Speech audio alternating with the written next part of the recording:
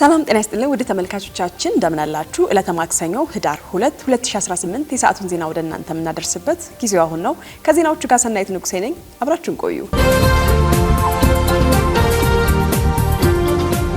ቀዳሚ ወዳደረግነው የሀገር ውስጥ መረጃ ስናልፍ በአርሲ ዞን የተፈጸመው ጥቃት አንድ ሃይማኖትና ዘር ላይ የተፈጸመ አለመሆኑ ተገለጸ። በኦሮሚያ ክልል በአርሲ ዞን የተፈጸመው ጥቃት ሃይማኖትና ዘር ሳይለይ እንደተፈጸመ ባደረገው ማጣራት ማረጋገጡን የኢትዮጵያ የሃይማኖት ተቋማት ጉባኤ አስታውቋል። የኢትዮጵያ የሃይማኖት ተቋም ጉባኤ በኦሮሚያ ክልል አርሲ ዞን በጉና፣ በበርቲ፣ በሻርካና በሆሎንቆ ዋቢ ወረዳዎች የተፈጠረው ችግር እንዲያጣራ ጉዳዩን ከሚመለከታቸው ባለድርሻ አካላት የተውጣጡ ተወካዮችን ያካተተ አንድ ግብረ ኃይል አቋቁሞ ችግር ወደ ተከሰተባቸው ወረዳዎች ጥቅምት 25 ቀን 2018 ዓ.ም ማሰማራቱን አስታውሷል።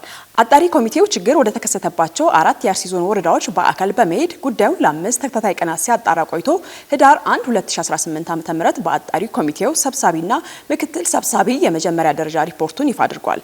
በዚህም አጣሪ ኮሚቴው በጉና፣ በበርቲ፣ በሻርካና በሆሎንቆ ዋቢ ወረዳዎች የሰዎች መገደል፣ መታገትና የንብረት ውድመት መከሰቱን ከአካባቢው ማህበረሰብና ጉዳት ከደረሰባቸው ወገኖች ማግኘቱን ገልጿል። የተገደሉት ሰዎች እንዲሁም የአካል ጉዳትና የንብረት ውድመት ያጋጠማቸው ዜጎች የአንድ የሃይማኖት ተከታይና አገልጋዮች አለመሆናቸውን ጠቅሶ ሃይማኖትና ዘር ሳይለይ ግድያና ጥቃት እንደተፈጸመ ሪፖርቱ በግልጽ ያሳያል ተብሏል። ጉባኤው ይህንን ይበል እንጂ እስከ ትላንት ህዳር 1 2018 ዓ.ም አመሻሽ ድረስ ተጨማሪ 3 የኦርቶዶክስ ተዋሕዶ እምነት ተከታዮች መገደሉን የአርሲ ዞን ሀገረ ስብከት ባወጣው መግለጫ አስታውቋል። ይህ የጉባኤው መግለጫ ሃይማኖት ተኮር ጭፍጨፋን የሚያበረታታና ተጠያቂነት እንዳይሰፍን የሚያደርግ ነው የሚሉ በርካታ ትችትና ውግዘትም ገጥሞታል።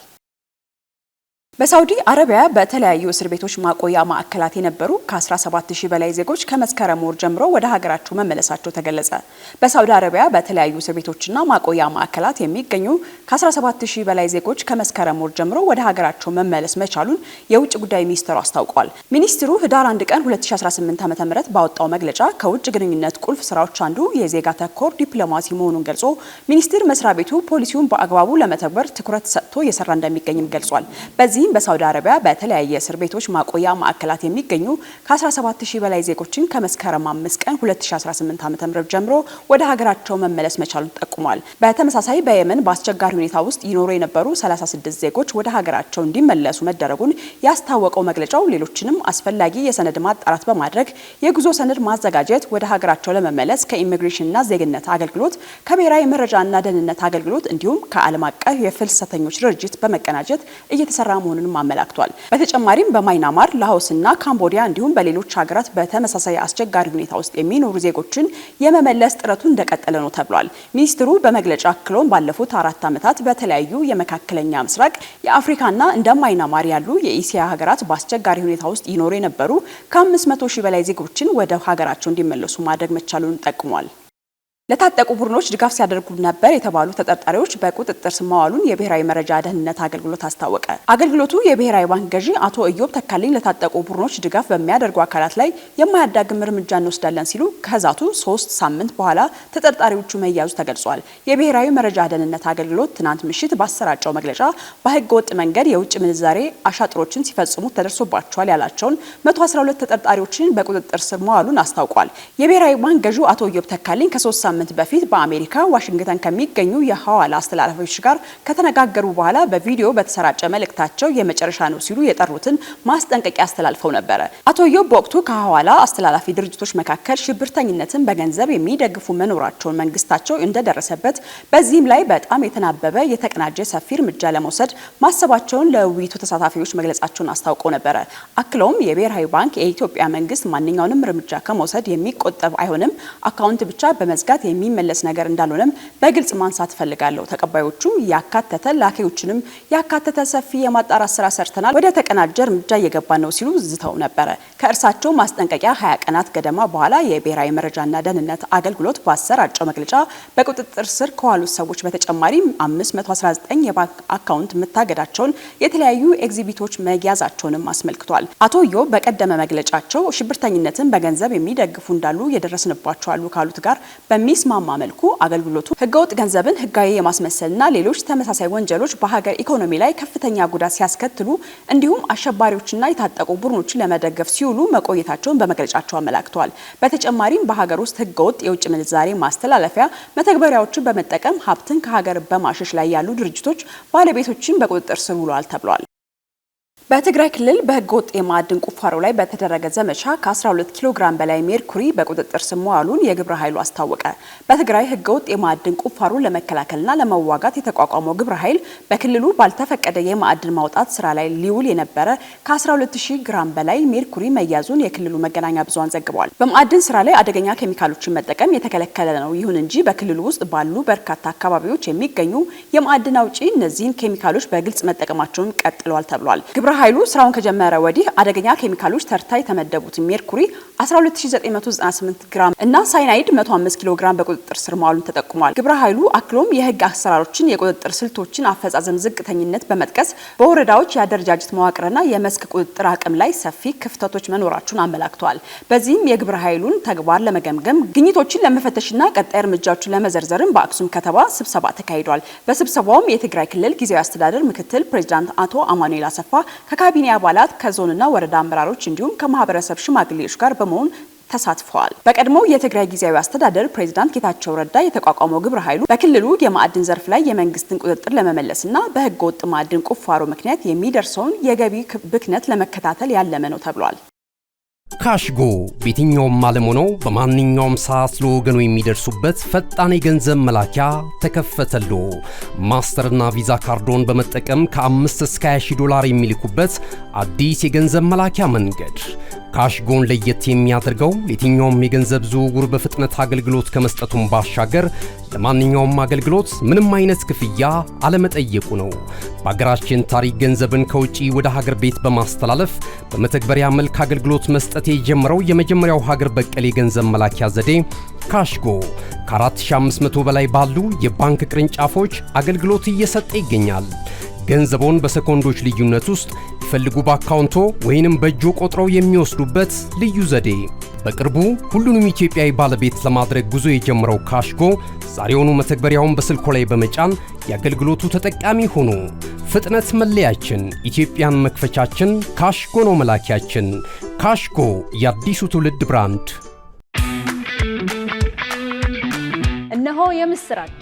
የ10 አየር መንገድ የበረራ ትኬት ለውድ ደንበኞቹ በተቀላጠፈና አስተማማኝ በሆነ መንገድ እያቀረበ ያለው። በዚህም በደንበኞቹ የተመሰገነው ጉዞጎ አሁን ደግሞ ተደራሽነቱን በማስፋት ተጨማሪ ባንኮችን በማካተት ለውድ ደንበኞቹ የበለጠ አስተማማኝ ለመሆን ችሏል። የጉዞጎን አፕሊኬሽን ከአፕ ስቶር ወይም ከፕላይ ስቶር በማውረድ የመነሻና የመድረሻ ከተማዎትን መርጠው ዋጋ አወዳድረው የሀገር ውስጥም ሆነ ዓለም አቀፍ በረራ ማድረግ ካሰቡ የበረራ ትኬቶን ክፍያ በአቅራቢያው በሚገኙ ባንኮች አንድም በአካል በመሄድ ወይም በኦንላይን የክፍያ አማራጮች ክፍያዎትን በመፈጸም የበረራ ትኬቶን በእጅ ያስገቡ። ከዚህም በተጨማሪ እንደ ሁሉ ጊዜው ወደ ጉዞጎ የጥሪ ማዕከላችን 7473 በመደወል ከሙሉ የበረራ መረጃ ጋር የ24 ሰዓት የትኬት አገልግሎት ማግኘት እንደሚችሉ ስናበስሮ በታላቅ ደስታ ነው። ለበረራዎ ጉዞጎ።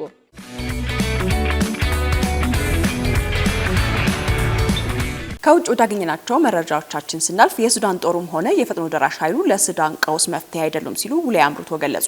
የኬንያው ፕሬዝዳንት ዊሊያም ሩቶ በሱዳን እየተፋለሙ ያሉት ሁለቱ ዋነኛ ተፋላሚዎች ለቀውሱ መፍትሄ መሆን እንደማይችሉም ተናግረዋል። በሱዳን ጦር የሚመራው መንግስት ኬንያ ለፈጥኖ ደራሽ ኃይሉ ድጋፍ ታደርጋለች ብሎ ሲከሰስ የሰነበተ ቢሆንም ፕሬዝዳንቱ ኬንያ የፈጥኖ ደራሽ ኃይሉን ትረዳለች የሚለው ውንጀላ የተሳሳተ መሆኑንም ገልጸዋል።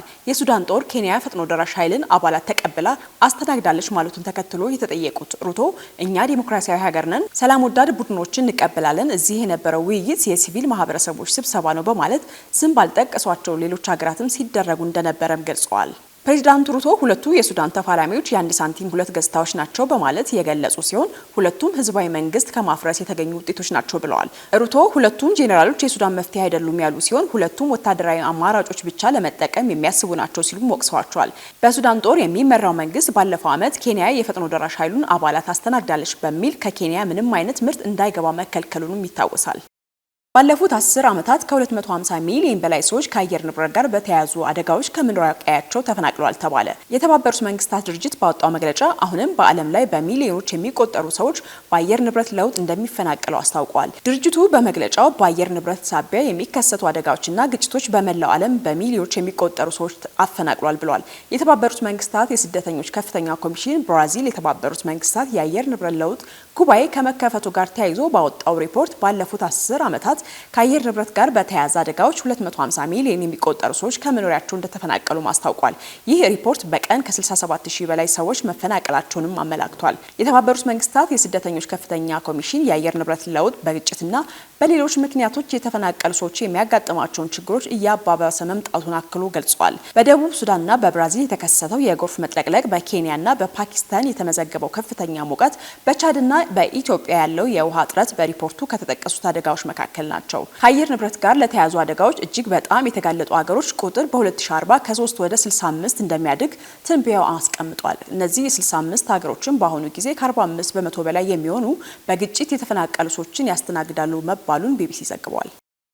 በመጨረሻም የጋዛ ከተማ በተጠራቀመ ቆሻሻ ምክንያት ህዝቦቿ የጤና ቀውስ ገጥሟቸዋል ተባለ። በጦርነት የፈረሰችው ጋዛ በየቀኑ ብዙ ቶን የሚወጣ ቆሻሻ ለማስወገድ 3 የቆሻሻ ማጠራቀሚያ ብቻ ያላት ቢሆንም እነሱም በጦርነቱ ምክንያት ፈርሷል ተብሏል። ጋዛውያን በቆሻሻና በፍርስራሽ ተከበው ለመኖር የተገደዱ መሆናቸውና አካባቢው አሁንም ሰብአዊ ቀውስ ተጋልጦበታል ተብሏል። ጋዛውያን በቆሻሻና በፍርስራሽ ተከበው ለመኖር የተገደዱ መሆናቸውና አካባቢው አሁንም ሰብአዊ ቀውስ ተጋርጦበታል ተብሏል። የእስራኤል ወታደሮች የንጽህና ሰራተኞች በከተማይቱ ምስራቃዊ ክፍል ወደሚገኙ የቆሻሻ ማስወገጃ ቦታዎች እንዳይደርሱ የከለከሉ ሲሆን ባለስልጣኑ በጋዛ ከተማ መሃል ላይ የቆሻሻ ማጠራቀሚያ ለማቆም ተገደናል ብለዋል። ይህ በጋዛ ከተማ ላይ ያለው ቆሻሻ እዚህ ለሚኖሩ ነዋሪዎችና ተፈናቃዮች ጊዜ የሚወስድ ቦምብ ነው ሲል የጋዛ ባለስልጣን ተናግሯል። የዕለት ተዕለት ኑሮን የሚጎዳና የሰብአዊ ሁኔታን የሚያባብስ አደገኛ እውነታ እየተጋፈጥን ነው ሲሉ አክለዋል። ህዝብ በሚበዛባቸው አካባቢዎች የቆሻሻ ማጠራቀሚያዎች መከማቸት መርዛማ ጋዞች እንዲለቀቁ፣ የነፍሳት መስፋፋትና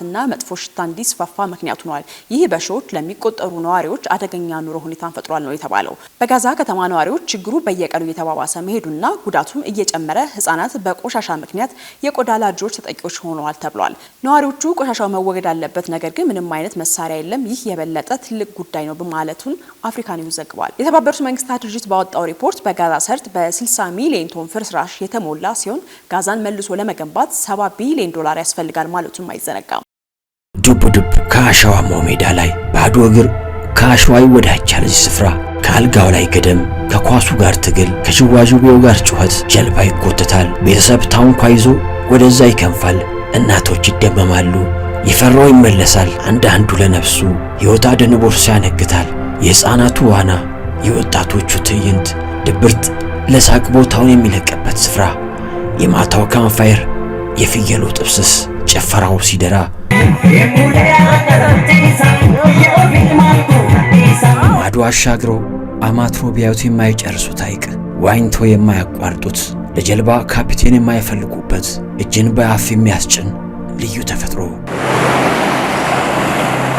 ፀሐይ ስትወጣና ስትጠልቅ ከውሃ ጋር ተጣምራ የማያቋርጥ ትርኢት የምታሳይበት ውብ ስፍራ፣ ምሽት ከስር በእሳት ከላይ በጨረቃ ልዩ ትዝታን የሚጥል፣ ከዛፍ መሃል ፀሐይ፣ የምሽት ጨረቃ፣ አዋፋትና አበባ፣ ሌላ ድምቀት፣ ሌላ ዓለም። ሰማይ እንደ እስስት መልኩን የሚቀያየርበት የላንጋኖ ሰማይ፣ ብዙዎች በብዙ ያዜሙለት፣ ያኔዎቹ ቀጠሯቸውን በላንጋኖ አድርገህ ግባ ሻሸመኔ ተባብለው ተቀጣጥረውበታል። የስፍራውን ብርቅ መሆን ሲገልጹ ላንጋኖ ሄጄ ብለው አዜመውለታል።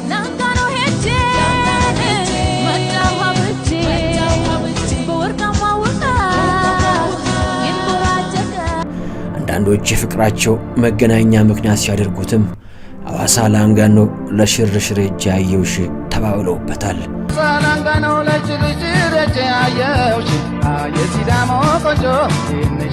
ይህ በወርቃማው የላንጋኖ ሐይቅ ላይ ተንጣልለው የነጩ ቤተ መንግሥት ውስጥ ትዕይንት ነው። ይህ ሁሉ ድራማ፣ ይህ ሁሉ ትዕይንት ከዚህ ብቻ ይፈጸማል።